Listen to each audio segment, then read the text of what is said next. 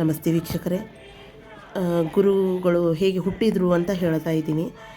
ತಿರುಮಲ ತಿಮ್ಮಪ್ಪನಿಗೆ, ವೆಂಕಟೇಶ್ವರಿಗೆ ಕಲಿಯುಗದ ದೈವ ಅಂತ ಕರಿತೀವಿ.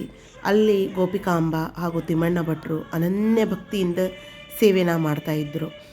ಆ ಸೇವೆನ ನೋಡಿ ಸ್ವಾಮಿ ತಿರುಮಲ ವೆಂಕಟೇಶ್ವರ ಪ್ರತ್ಯಕ್ಷನಾಗಿ ಒಂದು ರಾತ್ರಿ ತಿಮ್ಮಣ್ಣ ಭಟ್ರಿಗೆ ಹೇಳ್ತಾರೆ, ನಾನೇ ನಿಮಗೆ ಹುಟ್ಟಿ ಬರ್ತೀನಿ ಅಂತ ಹೇಳಿ, ನಿಮ್ಮ ಮನೆಯಲ್ಲಿ ನಾನೇ ಹುಟ್ಟಿ ಬರ್ತೀನಿ ಅಂತ ಹೇಳ್ತಾರೆ.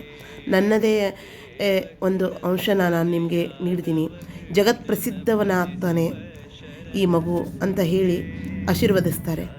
ಅದನ್ನು ಕೇಳಿ ತಿಮ್ಮಣ್ಣ ಭಟ್ರು ಅತೀ ಸಂತೋಷವಾಗುತ್ತೆ. ಯಾಕಂದರೆ ತಿಮ್ಮಣ್ಣ ಭಟ್ರು ಕೂಡ ದೈವದ ಅನೇಕ ರೀತಿಯಲ್ಲಿ ಸೇವೆಯನ್ನು ಮಾಡಿರ್ತಾರೆ ಭಗವಂತನ, ಯಾಕಂದರೆ ತಿರುಮಲದಲ್ಲಿ. ಹಾಗಾಗಿ ವೆಂಕಟೇಶ್ವರ ಕರುಣೆಯಿಂದ ರಾಯರು ಈ ಭೂಮಿಗೆ ಬರ್ತಾರೆ. ನೋಡಬಹುದು, ಅದ್ಭುತವಾದ ಕತೆ.